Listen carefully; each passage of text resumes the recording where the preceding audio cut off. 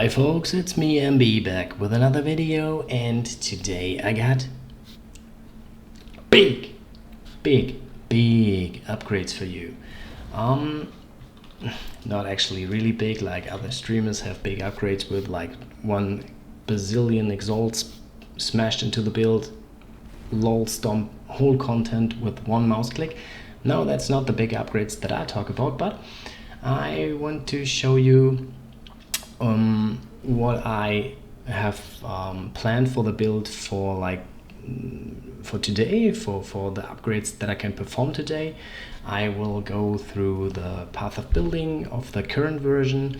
I will go to the path of building or through the path of building for the upcoming version, which I will put together today together with you in this video. And I want to show you some alternatives, some more budget options, and I will show you what this will be all about. And I have my stash tab opened right here, and here you can see this is my upgrades tab. So I have prepared myself. What I want to do is I want to transition what I currently have into, let's say, some kind of mid-league, halfway decent 10 to 15x build. I will go through some tiny crafting, but it's not crafting, it's just prepare the double influenced amulets. The double influenced amulet, it would be only one. You can see I bought a hunter base with the +1 to level of all intelligence skill gems, this one, and I already got the warlord base with level 2 physical spell skill gems, or physical skill gems actually. So I'll put those together after I showed you some path of building, and I will show you the first awakened gem that I purchased, and why I purchased it, and I bought a Glorious Vanity. Yeah, this is no longer a secret, and everyone utilizes them. I used them in my last league end game build, and last league I bought them for 40C. So I bought like 10, 15 of those and smashed some divine orbs on them, so I can track the changes on the skill tree and everything until I actually hit something really cool. And this league I cannot process like that, because this league, those tiny little bastards are almost 3 exalted. Almost 3 exalted. Which makes playing around a little bit more complicated. I ended up using this one, or I ended up keeping this one. I will use it later, and I can show you what it actually does. But before we do all of this, I want to go to the path of building that I have prepared for this video, and you can see I already loaded my current version of the build. This is how it looks like today. You can see I got like 564k damage, but I'm missing a jewel slot right here. I can put like a pretty standard eminence one, and you can see it's at 607k DPS. That's not too bad actually. I can show you my configuration real quick just to show that this is the Shaper Guardian damage. It has like -9 Phys reduction because of the Elder Helmet that I gave my Animate Guardian. If you saw the video where I talked about Animate Guardian, if you have not seen it by now, please check it out. And yes, my minions have frenzy charges, power charges, and they are always full life, and it's a Shaper DPS that I mentioned earlier. So that's pretty much it, and feeding frenzy is active. So nothing too crazy, nothing too special. And this is how it looks like. So my minions have, or the Carrion golems have 85,000 HP, which is pretty good. So, and now I want to show you what I plan and what I show you in Path of Building, and what I will do right after this video. So I go to my 1.2 version of the build, and you can see I added cluster jewels, 1 more large cluster and 3 more medium clusters. You see, okay, the damage just went slightly up, but the HP of my character went down by 10%. That's a lot, that's true, but I will use a Glorious Vanity, which will save my my character from the big elemental hits. That if something kills me right now, it is elemental damage. And once I have the Glorious Vanity with the 85 chaos resistance, and 50% of the elemental damage that I take will be put straight to the chaos resistance, then I will survive those elemental hits that currently kill me. As you can tell, there's nothing. The only thing that can kill the Golemancer is like one-shots. So you can see I already replaced this jewel socket. There's nothing in there. There will be a Glorious Vanity later. So what I can show you right now, the DPS 644 is not that big of a difference, but I forgot all the jewel slots. So I just put like eminence ones and maybe a harmony here, and this one will be empty because of the Glorious Vanity. No, this one will be empty because of the Glorious Vanity, and this one will be maybe another eminence. So 2 eminence, 1 harmony, pretty cheap. And you can see my DPS goes up to 822,000. That's not too bad. And this is not it, because I will, as mentioned before, craft the amulet. So my Carrion Golem will receive 1 more level, which I add here manually now. 905k, okay, not too bad. You can see I'm not using quality gems right now. The only one is Impale with 10 and Multistrike with 10. No, I haven't purchased quality gems right now. But maybe you saw that I bought something else.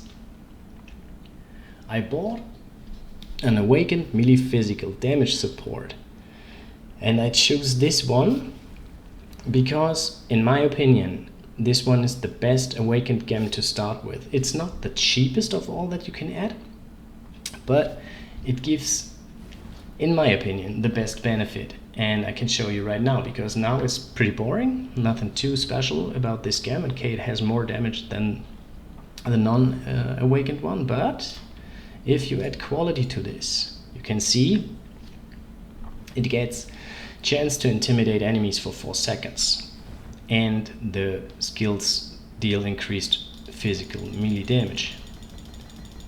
I put 20 of this, and then I go back to my Path of Building and replace the physical, this one with the awakened version, level 1 and 20.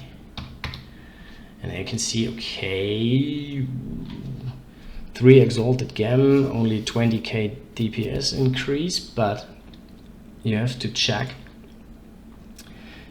The enemy is intimidated right now, because that's what this gem will do. Your minions will actually intimidate the boss like 24/7. That's 100% guaranteed. Okay, you can see that right now it's 999k DPS. I couldn't do any better, so just to break through this 1 million, I give my brutality 20 quality. So I have to buy a 20/20 after that.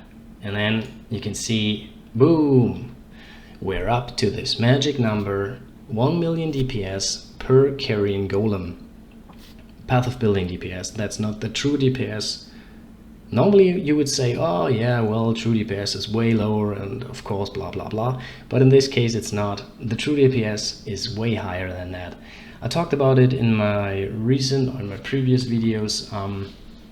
I have already half of the damage that I had in my Delirium endgame version of the build, but for now and for the next couple of weeks there is not too much to add to get even more damage, so that's just, this number will stay for a while.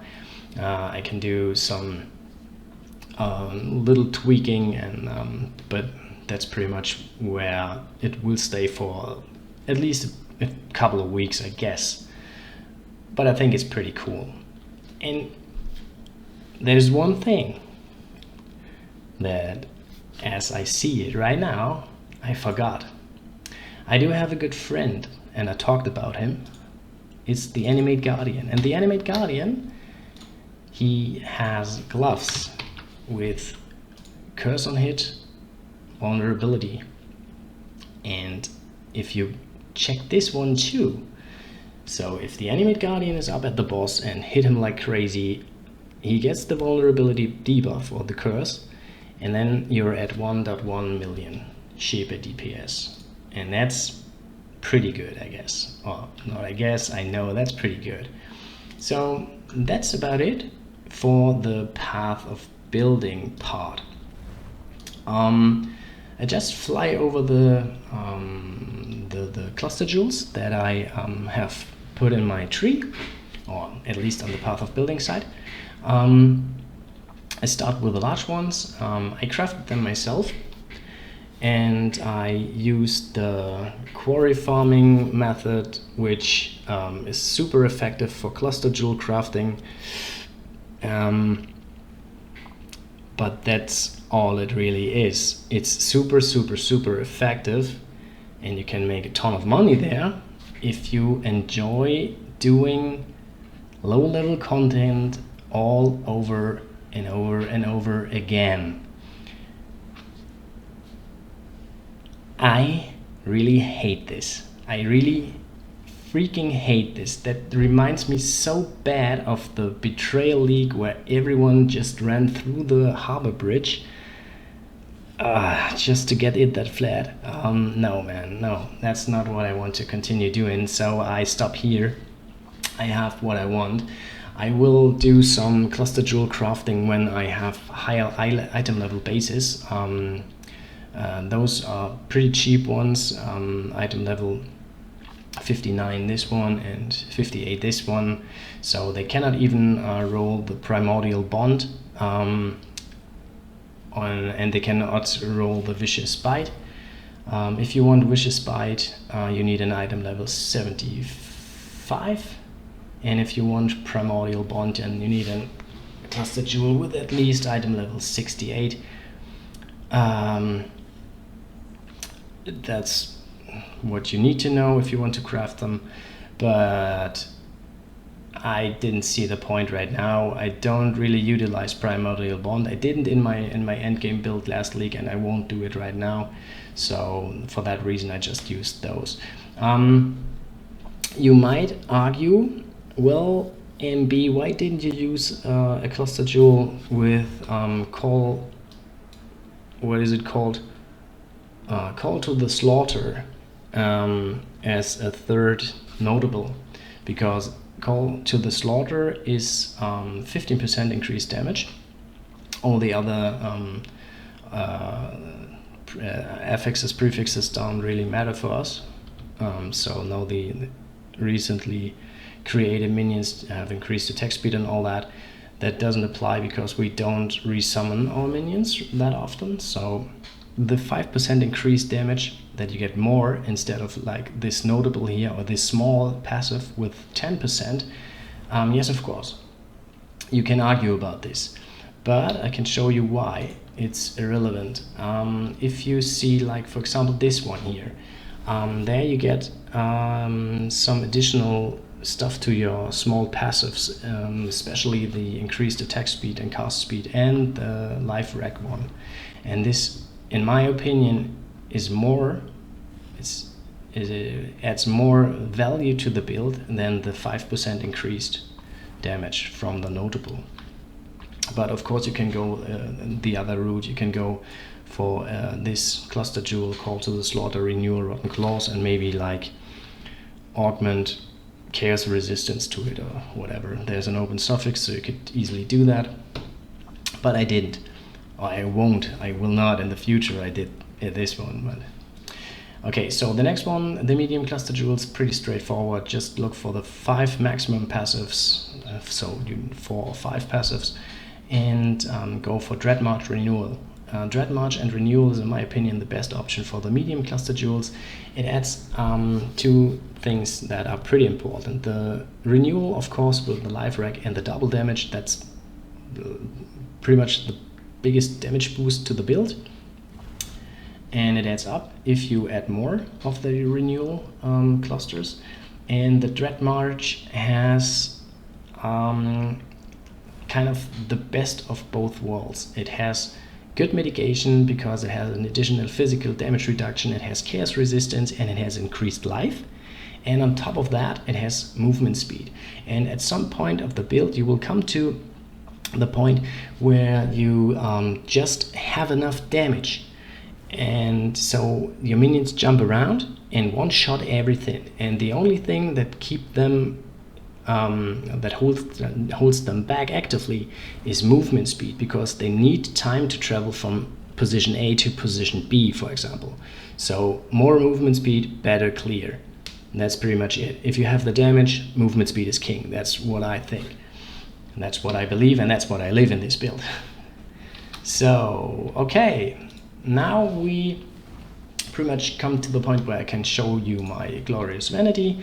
And after that, it's crafting time. So,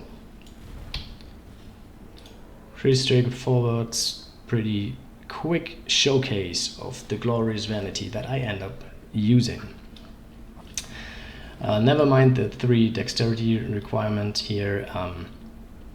This dexterity node will be replaced when I swap the other large cluster jewel. This is something that you can do with cluster jewels as well. You can kind of balance around a little bit better. So you can see I get 2 to all attributes on the small passives. I have 2 small passives in this one, and so it's 4 to all attributes. So I will beat those 3 easy. But that's not what I wanted to show you. I want to show you what makes this Glorious Vanity actually pretty good. The fire damage doesn't affect us, so it's crap. Spell block is okay, can use. Attack damage is crap. Armor is okay. Cast speed is okay. Increased spell damage is nothing that we use. This one will not be active. This one is actually what we need, of course, the Divine Flash. The Divine Flash is what we do this for. And the cast speed is, of course, okay for Flash Offering and all that. But take a look at this. 1 to maximum cold resistance and cold resistance. And this one is pretty cool, because nothing says I love you more than having 1 to maximum cold resistance, especially in the Uber fight.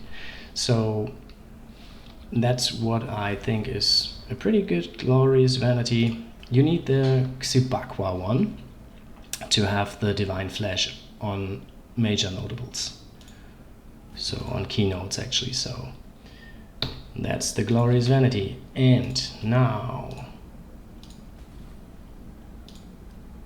we come to the craft. Hopefully I don't freak that up, because this is all in one take.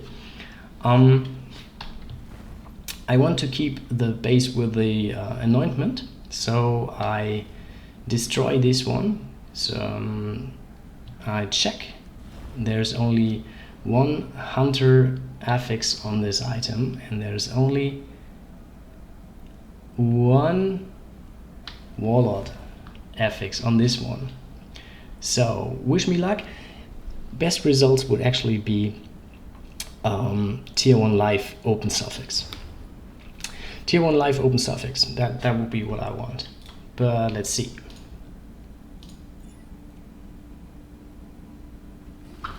Oh snap. Oh snap, that's bad.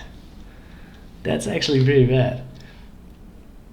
Damn it. Okay, so you can see the perfect example of an item that didn't went as I as expected. No open suffix, and the prefix is actually pretty garbage. It's not that big of a deal, but I have to now harvest craft this one and remove the cold resistance. There is in harvest craft that you can actually remove a cold mod, and this is the only cold mod that is on there. And after that I need to lock the prefixes, unfortunately, and the mana cannot be removed by any harvest craft. That's bad. That's really bad. There were so many options. I could have had evasion, I could have had armor, and all of that. Defensive modifiers could be removed with harvest craft, but not this one. That's bad luck, but never mind. It's okay anyways. It's a good item. I will use it, and that's pretty much what I wanted to show you. And yeah, if you have any questions in the regards of the build, if I was too fast or not detailed enough, please let me know. Just write a comment. I'll try to answer all the comments. If you like the content and if you want to support me a bit, just leave a like and consider subscribing. And that's it for today's video. See you in the next one. Bye.